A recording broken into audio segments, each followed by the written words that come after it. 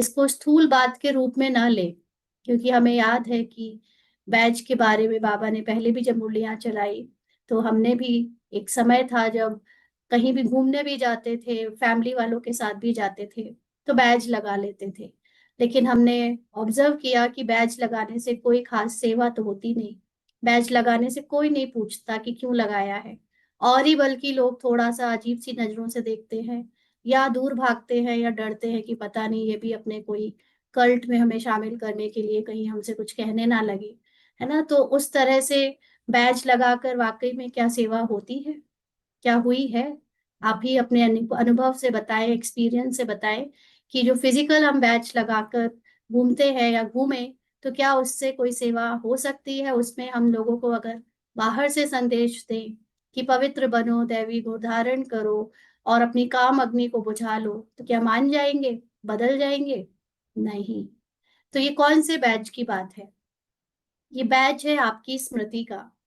अपनी स्मृति में सदा ये बैच लगा कर रखो। बैच में क्या होता है? बैच में आगे और पीछे दो तरह की फोटोज होती है। एक तरफ फोटो होती है कृष्ण की, हाथ में धरती का गोला लिए हुए और एक पैर से पीछे लात मारते हुए, और दूसरी चित्र में होती है ब्रह्मा विष्णु शंकर, तीनों देवता के ऊपर शिव बाबा की बिंदु। तो ये तीनों का एक्चुअली हमारे अंदर समझ और तीनों की स्मृति हर समय रहनी चाहिए कि हम इस समय अपने आप को नई दुनिया के लिए तैयार कर रहे हैं। हमारी दृष्टि सदा नए संकल्प, नए स्वमान, नई स्मृति में फिक्स रहे। वो है श्री कृष्ण की फोटो, यानी वो धरती के गोले को हाथ में लेकर पुरानी दुनिया को लात मारते हुए, माना स्मृति से याद रहे कि अब ये सारी बाकी पुरानी आदतें, पुराने संस्कार, पुराना देहभान, पुरानी कहानी, अब हम इसको लात मार रहे हैं, माना अब हम इसको भूल रहे हैं और अब नई स्मृति, नई प्रोग्रामिंग कर रहे हैं। और दूसरा चित्र है ब्रह्मा विष्णु शंकर के साथ शिव बाबा की। उसको भी स्मृति में सदा रखें कि मेरे ही अंदर मास्टर ब्रह्मा का पार्ट इस समय चल रहा है। मैं ये जो दुनिया अभी जिस दृष्टि से मुझे दिख रही है, मुझे उसको उस दृष्टि से नहीं देखना है। मुझे इसे ज्ञान की नई दृष्टि से, आत्मा की सतो प्रधान दृष्टि से देखना है। तो मैं ही मास्टर ब्रह्मा का पार्ट हर समय, एक एक पल में प्ले कर रही हूँ, ये मन प्ले कर रहा है। फिर जो जो सतो प्रधान स्मृतियां और संकल्प बनते जा रहे हैं, संस्कार इमर्ज होते जा रहे हैं, उसको पालना देना, मतलब उसको कंटिन्यू यूज करते रहना, वो है विष्णु का पार्ट। और अब पुराने संस्कार, जो भी पुरानी स्मृति और पुरानी प्रोग्रामिंग हमारे रोल के सरफेस पे आती है, उसको विनाश करना, यानी शंकर उसको खत्म कर रहे हैं। हमारे ही अंदर का मास्टर शंकर उसको पी रहा है, जैसे शंकर को दिखाते हैं ना गले में विष पीते हुए तो नीला हो गया, ऐसे ही हम भी रोल की पुरानी हैबिट्स, पुराने संस्कार, पुराने सेंसेशन, थॉट प्रोसेस, जो भी बिलीफ सिस्टम है, उसको अब हम समाते जा रहे हैं, मतलब खत्म करते जा रहे हैं अपने अंदर ही अंदर। तो ये है शंकर का पार्ट। और इन तीनों को किस तरह से ये कर्तव्य करवाया जाता है, वो है शिव, यानी अपनी ही निराकार स्मृति में स्थित होकर तीनों रोल्स को, क्योंकि रोल कर रहा है, रोल है जो मास्टर ब्रह्मा का पार्ट प्ले कर रहा है, रोल ही है जो विष्णु का पार्ट अभी प्ले कर रहा है, और रोल ही है जो शंकर का पार्ट प्ले कर रहा है। माना ये पुरुषार्थ रोल कर रहा है अभी, ये ब्राह्मण, ये बी के रोल पुरुषार्थ कर रहा है। बाकी मूल आत्मा को तो पुरुषार्थ करने की कोई जरूरत ही नहीं है, मूल आत्मा तो है ही संपन्न और संपूर्ण। तो मूल आत्मा यानी शिव बाबा के समान मैं कंबाइंड अशरीरी होकर ये तीनों रोल्स को एक्शन में होते हुए साक्षी होकर देख रही हूँ कि मेरा ये जो मन रोल का कंबाइंड रोल है, मन है, उसको वो कैसे ये तीनों चीजें अपने पुरुषार्थ में कर रहा है, उसको साक्षी होकर देखना। तो ये है बैज लगाकर सदा रखना। तो कोई पूछे तो कौन पूछता है?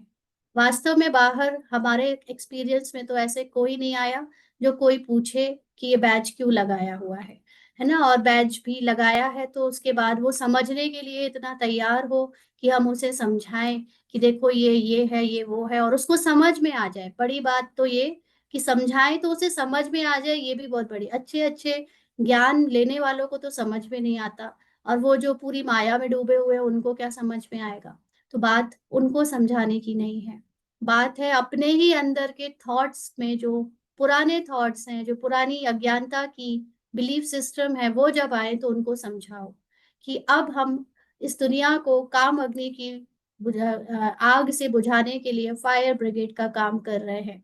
माना ये नॉलेज, ये ज्ञान, ये अशरीरी आत्मा की स्थिति जो पूरे हमारे रोल में आज तक इतनी भी आसक्तियां भरी थी, जितनी भी इच्छाएं, कामनाएं, वासनाएं, रोल की जो कुछ भी एक्ट में, मन में, संसार की कामुकता या वॉट एवर, जो देह भान के कारण जो जो भी हो सकता है, वो सब कुछ जो कुछ भी भरा था, अब हम यानी आत्मा की स्मृति में ये मन अपने को उससे फ्री कर रहा है, उसकी अग्नि को बुझा रहा है। इसलिए फायर ब्रिगेड, ये ज्ञान जो है वो फायर ब्रिगेड की तरह काम कर रहा है। ज्ञान और आत्मा की अवस्था, ये दोनों चीजें उस पुराने देह भान की चीजों में जो भी जहां जहां मन में आग लगी उसको बुझा रहा है। तो इस समय पूरी दुनिया इसी में डूबी हुई है, पूरी दुनिया में आग लगी हुई है। तो अब ये सबको संदेश देना है। तो सबको संदेश देना है, माना अपने आप को हर पल ये, हर संकल्प, हर पल याद दिलाना है कि अब पवित्र बनो, इससे डिटैच हो जाओ, इस रोल के, इस एक्शन से, इस थॉट से, इस बोल से डिटैच हो जाओ। दैवी गुण धारण करो तो बेड़ा पार हो जाएगा। तो जितना जितना मैं इन संकल्पों के जो जाल है, जो भी इसकी ट्रैफिक जैम है, इससे उपराम होकर अपनी मूल आत्मा में स्थित होती जाऊंगी और सबको उस मूल आत्मा की स्थिति में देखूंगी, उतना ही मेरा बेड़ा पार हो जाएगा। माना ये जो कलयुगी सृष्टि का बचा हुआ प्रारब्ध है, बची हुई स्क्रिप्ट है, और उसमें जो मन को अभी फंसना पड़ता है, उसमें वो बार बार फंस कर जो कभी डर जाता है, कभी इरिटेट हो जाता है, कभी दिल शिकस्त हो जाता है, उससे वो निकल आएगा और दैवी गुण अपने आप धारण होते जाएंगे, क्योंकि दैवी गुण